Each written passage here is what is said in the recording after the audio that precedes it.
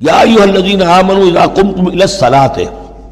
اہل ایمان جب تم کھڑے ہو ارادہ کرو قصد کرو نماز کا، فاغسلوا وجوہکم وایدیکم الی المرافق، تو دھو لیا کرو اپنے چہرے بھی اور اپنے دونوں ہاتھ بھی کہنیوں تک، وامسحوا برؤوسکم، اور اپنے سروں پر مسح کر لیا کرو، وارجلکم، اور دھو لیا کرو اپنے پاؤں کو بھی الی الکعبین، ٹخنوں تک۔ یہ ارجلکم اور ارجلکم دونوں قرأتیں ہمارے ہاں بھی ہیں، مستند قرأتوں میں ہیں۔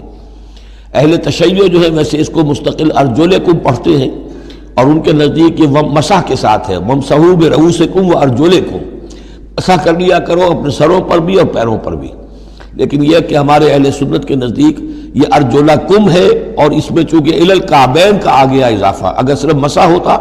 تو اس میں کوئی حد بیان کرنے کی ضرورت نہیں تھی، لہذا الی الکعبین کے اضافے سے وہ بالکل اس کے مساوی ہو گیا ہے الی المرافق۔ جیسے ہاتھوں کو دھونا ہے کہنیوں تک، ایسے ہی پاؤں کو دھونا ہے ٹخنوں تک۔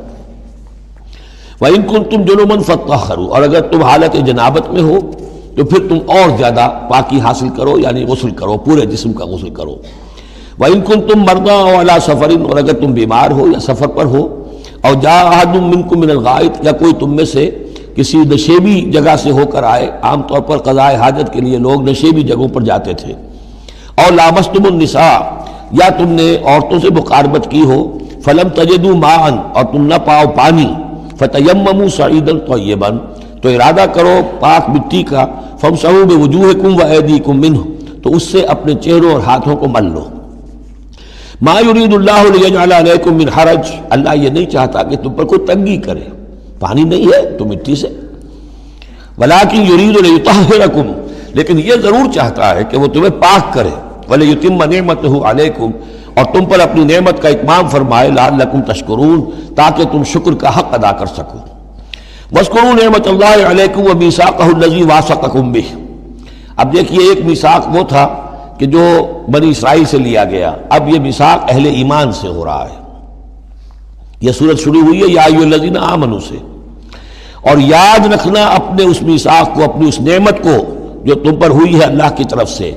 اور وہ میثاق جو اس نے تم سے باندھ لیا ہے، جس میں اس نے تمہیں باندھ لیا ہے، واثقکم بہ اذ قلتم سمعنا واطعنا، جب تم نے کہا سمعنا واطعنا۔